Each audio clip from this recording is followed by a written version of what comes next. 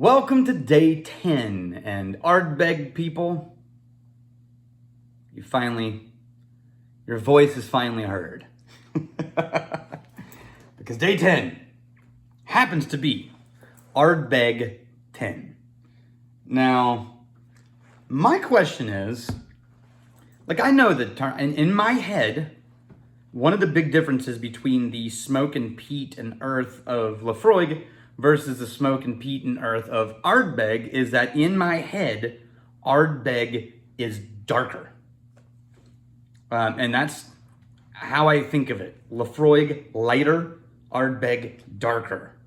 And it's hard to put that into words, but yeah, let's open it up. Let's open it up and then we'll talk about it.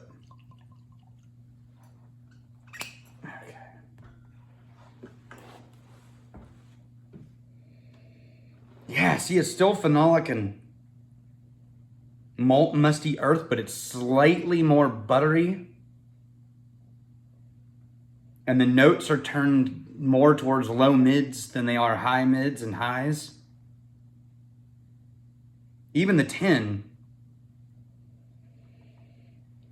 there's a mulch kind of mustiness of decay to it that's not in Laphroaig. The deep, freshly turned, decay leaves.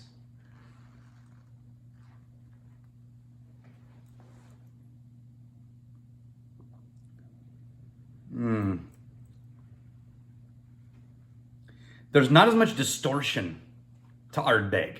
It's still got all the really nice, I'm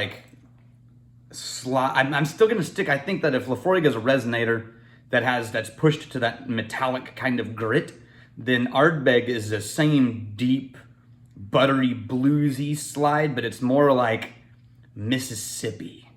It's more moss and acoustic slide. Acoustic in a glass slide instead of resonator and an electric and a metal slide. And there's a sonorous kind of mid-vocal, like early Robert Johnson kind of bluesy, so standing solo, no surrounding band, just holding your own all by yourself on one guitar with a lot of space and repeated lines. I went down to the crossroads, tried to flag a ride. That's what that is. I went down to the crossroads, tried to flag a ride. Nobody seemed to know me, everybody passed me by. That's the Cream version, actually, in my head.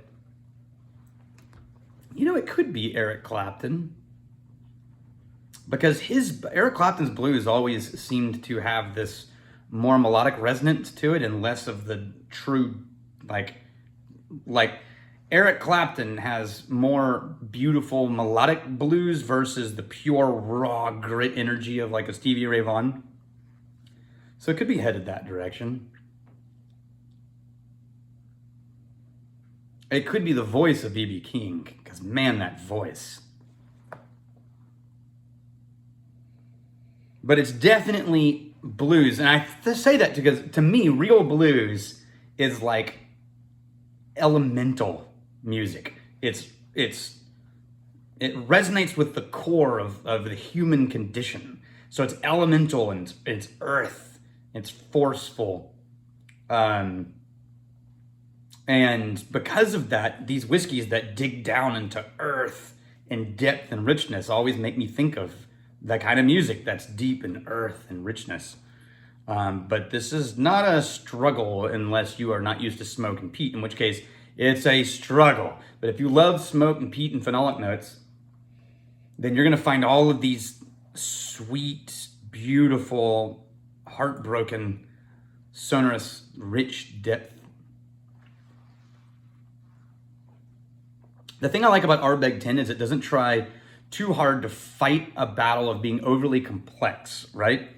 It's why I love, and I've talked about this before, I think, it's why I love the blues of guitar of B.B. King, who could play one note solos, and everyone was just heartbroken, versus, Eric Johnson, where it's beautiful, but it's flashy. Ardbeg 10 is not flashy. It's playing its note over and over, repetitive, until it strikes all the way home.